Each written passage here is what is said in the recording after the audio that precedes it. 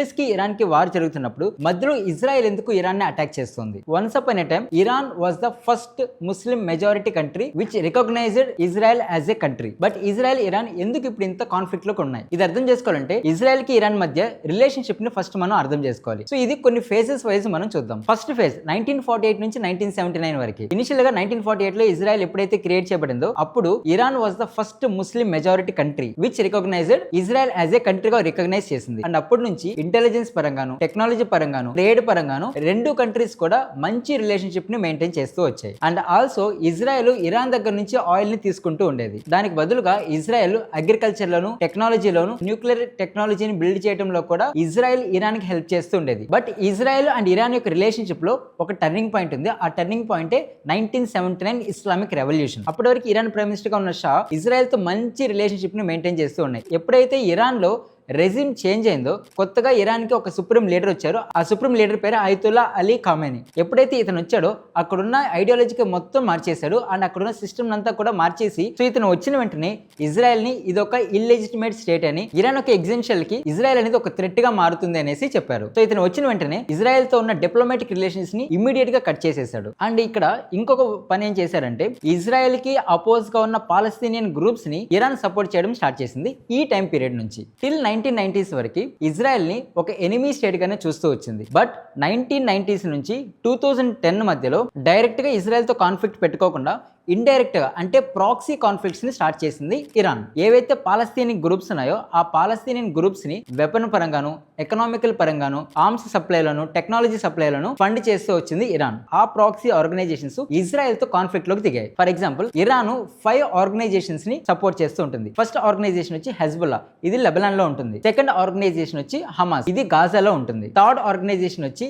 Islamic Jihad, ఇది West bank reason లో ఉంటుంది. ఫోర్త్ ఆర్గనైజేషన్ వచ్చి హౌతీస్, యమన్, సిరియా, ఇరాక్ లో ఉంటారు. అండ్ ఫిఫ్త్ ఆర్గనైజేషన్ వచ్చి ఇరాన్ లోనే ఉంటుంది. అదే IRGC, Islamic Revolutionary Guards Corps. ఈ విధంగా ఈ 5 ఆర్గనైజేషన్స్ కి ఫండింగ్ గాను, వెపన్ సప్లై చేయడంలోను ఇరాన్ అనేది సపోర్ట్ చేస్తూ ఉంటుంది. ఈ ఆర్గనైజేషన్స్ ఇజ్రాయెల్ పైన కాన్ఫ్లిక్ట్ లో దిగుతూ ఉంటుంది. అండ్ ఇక్కడ వన్ ఆఫ్ ద డెడ్లీస్ట్ వచ్చి 7th అక్టోబర్ 2023 హమాస్ ఒక షడన్ అటాక్ చేసింది ఇజ్రాయెల్ పైన. సో మల్టిపుల్ మిసైల్స్ ని, వెపన్స్ తో అటాక్ చేసింది. ఈ అటాక్ లో మోర్ దెన్ 1200 పీపుల్ ఇజ్రాయెల్ కి చెందిన వాళ్ళు చనిపోయారు. And thousands of members injury అయ్యారు. అండ్ ఈ యొక్క హమాస్ వెనకాల ఉన్నింది ఇరాన్ అనేసి ఇజ్రాయెల్ స్ట్రాంగ్ గా బిలీవ్ చేసింది. 2010 నుంచి ఎప్పుడైతే ఇరాన్ న్యూక్లియర్ ఎన్రిచ్మెంట్ ప్రోగ్రామ్ ని స్టార్ట్ చేసిందో అప్పుడు ఇజ్రాయెల్ ఇరాన్ ఇంకా ఎక్కువ థ్రెట్ గా ఫీల్ అయింది. ఇరాన్ యొక్క మిసైల్స్ అనేది ఇజ్రాయెల్ ని టచ్ అవడానికి ఒక 8 to 9 minutes మాత్రమే పడుతుంది. అటువంటిది ఒకవేళ ఇరాన్ గాని న్యూక్లియర్ వెపన్ ని తయారు చేసింది అంటే ఒక్క న్యూక్లియర్ వెపన్ తో మొత్తం ఇజ్రాయెల్ నే తుడిచిపెట్టేయచ్చు. అందుకనేసి ఇజ్రాయెల్ ఎప్పుడు కూడా మిడిల్ ఈస్టర్న్ కంట్రీస్ లో ఉన్న ఏ కంట్రీ కూడా న్యూక్లియర్ వెపన్ ని తయారు చేయడానికి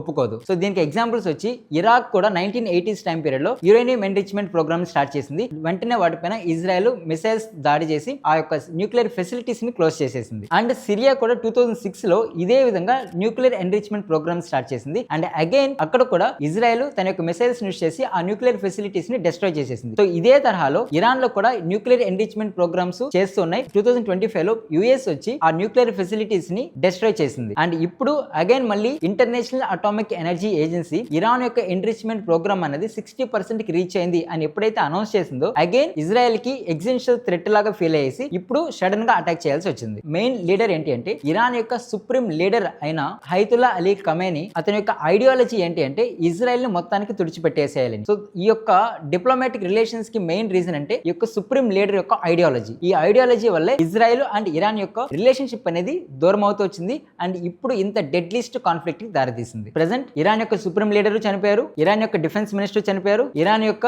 IRGC టాప్ లీడర్ చనిపోయారు. అండ్ ఇరాన్ యొక్క న్యూక్లియర్ ఫెసిలిటీ సైంటిస్టులు చాలా మందిని చంపేశారు. దీని తర్వాత ఈ యొక్క డిప్లొమాటిక్ రిలేషన్స్ అనేది మళ్ళీ రివైవ్ అవుతాయా లేదా అనేది మనం వెయిట్ చేయాల్సి ఉంది. ఈ యొక్క ఇరాన్, ఇజ్రాయెల్, USA వార్ అనేది ఎప్పటికీ ఎండ్ అవుతుంది. మీకు ఒక చిన్న ఎగ్జాంపుల్ చెప్తాను.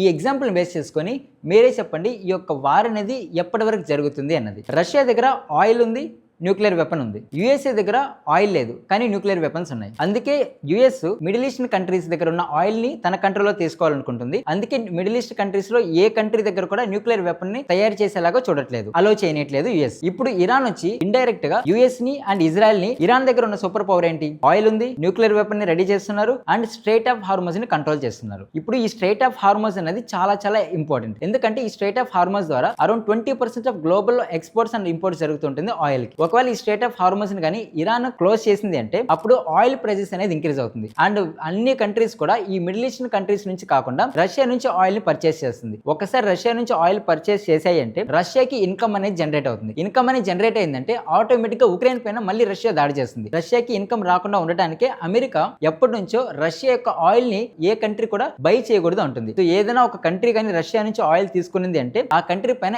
ఎకనామిక్ శాంక్షన్స్ అనేది వేస్తుంది అమెరికా. మిడిల్ ఈస్టర్న్ కంట్రీస్ లో ఈ యొక్క కయోస్ వల్ల అన్ని కంట్రీస్ కూడా రష్యా నుంచి ఆయిల్ ని పర్చేస్ చేసే అవకాశం ఉంది. రష్యా నుంచి ఆయిల్ పర్చేస్ చేస్తే ఆటోమేటిక్ గా దానికి ఇన్కమ్ ఇచ్చినట్టే. రష్యాకి ఇన్కమ్ ఉంది అంటే ఉక్రెయిన్ ని మళ్ళీ రష్యన్ కంట్రోల్లోకి తీసుకోవాలనుకుంటుంది. అండ్ ఇది అమెరికాకి నచ్చదు. సో అమెరికా కూడా ఇరాన్ తో టాక్స్ అనేది మళ్ళీ అగైన్ జరుపుతుంది. ఎందుకంటే ఇరాన్ కి సంబంధించిన సుప్రీం లీడర్స్ ఎవరు కూడా లేరు కాబట్టి అక్కడ వీళ్ళతో టాక్స్ అనేది జరుపుతుంది. ఈ టాక్స్ అనేది 4 to 5 weeks లోనే ఒక కొలిక్కి వచ్చేదానికి అవకాశం ఉంది. సో దట్ అగైన్ మళ్ళీ ఈ గ్లోబల్ ఆయిల్ ప్రైసెస్ ఇంక్రీజ్ అవ్వకుండా ఉంటుంది. వార్ అనేది ఇంకా ఎన్ని మంత్స్ ఆర్ ఎన్ని డేస్ ప్రొలాంగ్ అవుతుంది అనుకుంటున్నారు ఖచ్చితంగా కమెంట్ సెక్షన్ లో చెప్పండి. అండ్ ఈ వీడియో నచ్చితే ప్లీజ్ లైక్ చేయండి, షేర్ చేయండి. అండ్ ఇటువంటి ఇంట్రెస్టింగ్ అండ్ అప్డేటెడ్ న్యూస్ కోసం please do subscribe to Harikatha times. మరొక ఇంపార్టెంట్ వీడియోతో మళ్ళీ కలుద్దాం. అప్పటి వరకు నమస్కారం.